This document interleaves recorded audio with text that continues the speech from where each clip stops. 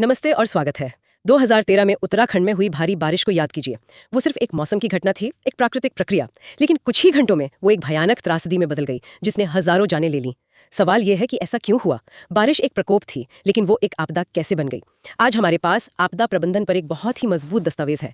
वैसे तो ये एक सिलेबस का हिस्सा है, पर इसमें छिपी जानकारी हर उस व्यक्ति के लिए जरूरी है जो समझना चाहता है कि हमारे आसपास की दुनिया में खतरे और तबाही के बीच का रिश्ता क्या है। आज हम इन्हीं बुनियादी शब्दों की गहराइयों में उतरेंगे। आपने बिल्कुल सही मुद्दा उठाया। उत्तराखंड की त्रासदी इस विषय का एक सटीक उदाहरण है। अक्सर लोग प्रकोप और आपदा को एक ही मान लेते हैं, लेकिन ऐसा है नहीं। इन दोनों के बीच का फर्क समझना ही आपदा प्रबंधन का पहला और सबसे जरूरी कदम है। आज की चर्चा में हम इसी दस्तावेज की मदद से इन शब्दों को परत दर परत खोलेंगे और देखेंगे कि कैसे सही समझ हमें बेहतर तैयारी की ओर ले जा सकती है। ये सिर्फ अकादमिक अभ्यास नहीं है, ये जिंदगियां बचाने का विज्ञान है। तो चलिए सबसे पहले शब्द प्रकोप यानी हैजर्ड से ही शुरू करते हैं। दस्तावेज में इसकी उत्पत्ति के बारे में एक दिलचस्प बात कही गई है। ये फ्रेंच शब्द हजार्ड और अरबी अल ज़हर से आया है, जिसका मतलब है संयोग या भाग्य। ये तो कमाल है। मतलब पुराने समय में लोग इसे सिर्फ किस्मत का खेल मानते थे। हाँ, और ये सोच आज भी कहीं ना कहीं मौजूद है, लेकिन विज्ञान हमें बताता है कि ये सिर्फ भाग्य नहीं है। दस्तावेज की परिभाषा देखें। एक ऐसी प्राकृतिक या मानवीय घटना जिसमें जीवन तथा संपत्ति को नष्ट करने की क्षमता होती है। यह सबसे महत्वपूर्ण शब्द है, क्षमता मतलब पोटेंशियल। प्रकोप खुद में तबाही नहीं है, बल्कि तबाही लाने की एक संभावना है। जैसे सहारा रेगिस्तान के बीच में आया 7 तीव्रता का भूकंप एक बड़ा प्रकोप है, पर शायद आपदा नहीं, क्योंकि वहां नुकसान पहुंचाने के लिए कोई है ही नहीं। अच्छा, तो प्रकोप एक निष्क्रिय खतरा है। यह सक्रिय तब होता है जब इंसान इसके रास्ते में आ जाता है। दस्तावेज की अगली लाइन भी यही कहती है, जब प्रकोप मानव आवासित क्षेत्र में घटित होता है तो उसे आपदा कहते हैं।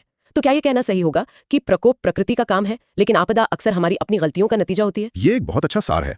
हम भूकंप या चक्रवात को नहीं रोक सकते, लेकिन हम कहाँ घर बनाते हैं, कैसे बनाते हैं और कितने तैयार रहते हैं, ये सब हमारे हाथ में है। और इसीलिए दस्तावेज साफ कहता है कि सभी प्रकोप आपदा नहीं होते।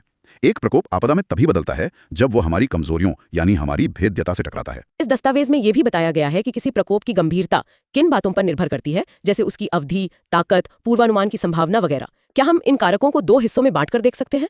एक तरफ वो चीजें जो खतरे की अपनी ताकत हैं, जैसे भूकंप का रिक्टर स्केल पर परिमाण, और दूसरी तरफ वो चीजें जो हमारी तैयारी करने की क्षमता से जुड़ी हैं, जैसे कि क्या हमें उसके आने का कोई संकेत पहले से मिल सकता है? ये समझने का एक बेहतरीन तरीका है। बिल्कुल, परिमाण मतलब मैग्नीट्यूड और क्षेत्रीय सीमा मतलब एरियल एक्सटेंट खतरे की अपनी ताकत को दिखाते हैं, लेकिन पूर्वानुमान क्षमता यानी प्रिडिक्टेबिलिटी और घटित होने की गति स्पीड ऑफ ऑनसेट हमारी प्रतिक्रिया करने की क्षमता को सीधे तौर पर प्रभावित करते हैं। जिन प्रकोपों का पूर्वानुमान लगाया जा सकता है, जैसे चक्रवात, वो हमें तैयारी का मौका देते हैं, लेकिन भूकंप या बादल फटने जैसी घटनाएं जो अचानक होती हैं, वे ज्यादा विनाशकारी साबित होती हैं, क्योंकि वे हमें सोचने का भी समय नहीं देती।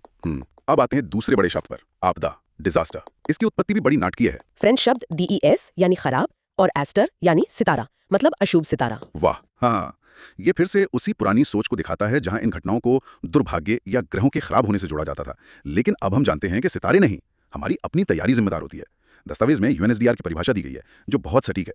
ये कहती है कि आपदा किसी समुदाय के काम में एक ऐसी गंभीर बाधा है जो इतनी व्यापक क्षति उत्पन्न करती है कि उससे निपटना उस समाज के अपने संसाधनों से संभव नहीं होता। ये संसाधनों से संभव नहीं होता वाला हिस्सा बहुत महत्वपूर्ण लगता है।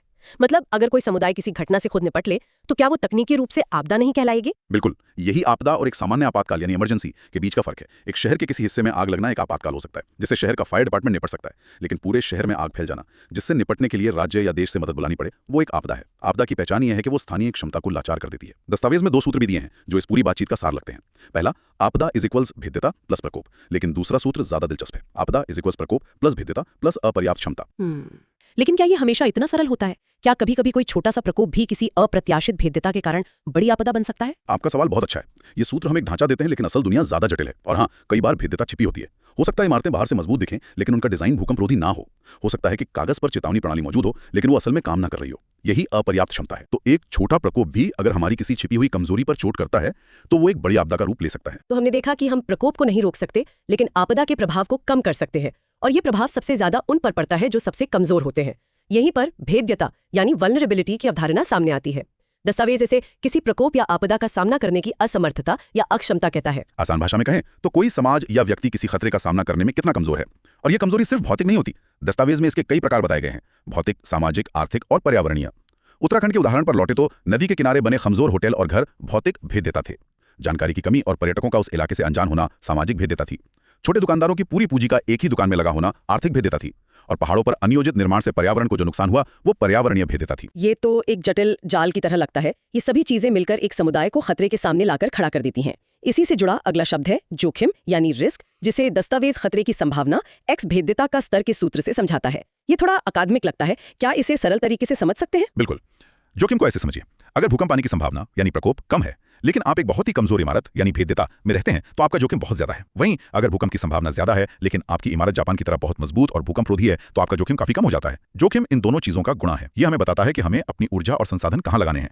खतरे को तो हम बदल नहीं सकते, इसलिए हमें अपनी भेद्यता को कम करना होगा। और भेद्यता को कम करने का तरीका है क्षमता, कैपेसिटी को बढ़ाना। ये भेद्यता का ठीक उल्टा है। दस्तावेज इसे समाज के भीतर उपलब्ध सभी शक्तियों और संसाधनों का संयोजन कहता है। हाँ, क्षमता हमारी ताकत है। ये सिर्फ पैसा या तकनीक नहीं है, ये लोगों का ज्ञान, उनका आपसी सहयोग, हमारी संस्थाएं, चेतावनी प्रणालियां, ये सब क्षमता का हिस्सा है। कल्पना कीजिए आप एक तटीय गांव में रहते हैं। आपके लिए क्षमता का मतलब सिर्फ एक शब्द नहीं है, इसका मतलब है वो चेतावनी सायरन जो आपको समय पर सूचित करता है, वो सामुदायिक शेल्टर जहां आपका परिवार सुरक्षित रह सकता है, और वो प्रशिक्षित स्वयंसेवक जो आपको बचाना जानते हैं। और यहीं पे शायद सेंडाई फ्रेमवर्क जैसी अंतर्राष्ट्रीय चीजें भी आती हैं। दस्तावेज में इसका जिक्र है, ये क्या है? हाँ, क्षमता निर्माण ही सेंडाई फ्रेमवर्क जैसे वैश्विक समझौतों का केंद्र है। ये 2015 से 2030 तक के लिए संयुक्त राष्ट्र का एक समझौता है, जिसका मुख्य लक्ष्य आपदाओं से होने वाले आर्थिक और मानवीय नुकसान को काफी हद तक कम करना है। और ये लक्ष्य हासिल करने के लिए ये 4 मुख्य प्राथमिकताओं पर जोर देता है: रिस्क को समझना, रिस्क प्रबंधन को मजबूत करना, लचीलापन लाने के लिए निवेश करना और प्रभावी प्रतिक्रिया के लिए तैयारी को बढ़ाना। ये सब क्षमता बढ़ाने के अलग अलग तरीके हैं। अब अगर हम आपदाओं के प्रकारों की बात करें तो दस्तावेज उन्हें मोटे तौर पर प्राकृतिक और मानव निर्मित में बांटता है। मानव निर्मित आपदाओं की सूची में कुछ बड़े नाम हैं: भोपाल गैस त्रासदी, चेरनोबिल, फुकुशिमा। ये नाम सिर्फ उदाहरण नहीं है, ये सबक हैं। ये हमें याद दिलाते हैं कि हमारी अपनी तकनीक और लापरवाही कितनी भयानक आपदाओं को जन्म दे सकती है। भोपाल ने हमें रासायनिक सुरक्षा के नियमों की अहमियत सिखाई, चेरनोबिल और फुकुशिमा ने परमाणु ऊर्जा के खतरों के बारे में हमारी आंखें खोली। हर मानव निर्मित आपदा असल में मानवीय और व्यवस्थागत विफलता की कहानी है। और जब हम भारत की बात करते हैं तो यहाँ के आंकड़े चौंकाने वाले हैं। दस्तावेज कहता है कि लगभग 59% भूभाग भूकंप के खतरे में है, 12% भूमि बाढ़ और नदी कटाव के, और 68% कृषि योग्य क्षेत्र सूखे के खतरे में है। ये सिर्फ आंकड़े नहीं है, इनका जमीनी मतलब क्या है? जब हम कहते हैं कि 68% कृषि योग्य भूमि सूखे के खतरे में है, तो इसका असर देश की खाद्य सुरक्षा और करोड़ों किसानों की जिंदगी पर क्या पड़ता है? इसका असर बहुत गहरा है। इसका मतलब है कि हमारे देश के 2/3 किसान लगातार एक अनिश्चितता में जी रहे हैं। एक खराब मानसून करोड़ों लोगों को गरीबी में धकेल सकता है और देश की पूरी अर्थव्यवस्था को प्रभावित कर सकता है। इसी तरह 59% जमीन का भूकंप संभावित होने का मतलब है कि हमारे बड़े बड़े शहर, हमारे आर्थिक केंद्र एक बड़े खतरे के साए में जी रहे हैं। विश्व बैंक का अनुमान है कि आपदाओं से भारत को अपनी जीडीपी का 2% तक नुकसान होता है। ये वो पैसा है जो शिक्षा, स्वास्थ्य या विकास पर खर्च हो सकता था। दस्तावेज के अंत में 2 और महत्वपूर्ण बातें हैं।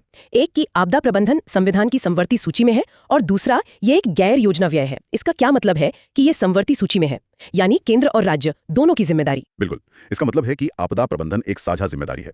केंद्र सरकार नीतियां बना सकती है, दिशा निर्देश दे सकती है और बड़े पैमाने पर मदद कर सकती है, लेकिन जमीनी स्तर पर तैयारी और प्रतिक्रिया की मुख्य जिम्मेदारी राज्य सरकारों की होती है। और गैर योजना व्यय होने का मतलब है कि इसके लिए बजट अलग से रखा जाता है, क्योंकि आपदाएं बताकर नहीं आती। आप पहले से योजना नहीं बना सकते कि इस साल कितनी बाढ़ आएगी, इसलिए इसके लिए एक आकस्मिक निधि मतलब कंटिजेंसी फंड की जरूरत होती है। तो आज के इस पूरी चर्चा को समेटें तो एक बात बिल्कुल साफ है: प्रकोप एक प्राकृतिक या मानवीय घटना हो सकती है, लेकिन उसका आपदा में बदलना काफी हद तक हमारे अपने फैसलों, हमारी कमजोरियों और हमारी तैयारी पर निर्भर करता है। हमने प्रकोप, आपदा, भेद्यता, क्षमता और जोखिम के बीच के बारीक फर्क को समझा। हाँ, और ये समझना सिर्फ परीक्षा पास करने के लिए नहीं, बल्कि एक जिम्मेदार नागरिक बनने के लिए भी जरूरी है। जब हम इन अवधारणाओं को स्पष्ट रूप से समझते हैं, तभी हम सही सवाल पूछ सकते हैं। तभी हम ये देख सकते हैं कि हमारे शहर में जो नई इमारत बन रही है, क्या वो सुरक्षित है? क्या हमारे इलाके में बाढ़ से निपटने की कोई योजना है? हमारा लक्ष्य प्रकोप को खत्म करना नहीं हो सकता, जो असंभव है।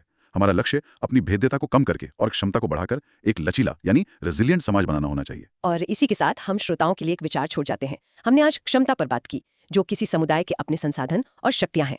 जरा सोचिए, आपके अपने समुदाय, आपके मोहल्ले या आपकी बिल्डिंग की क्षमता क्या है?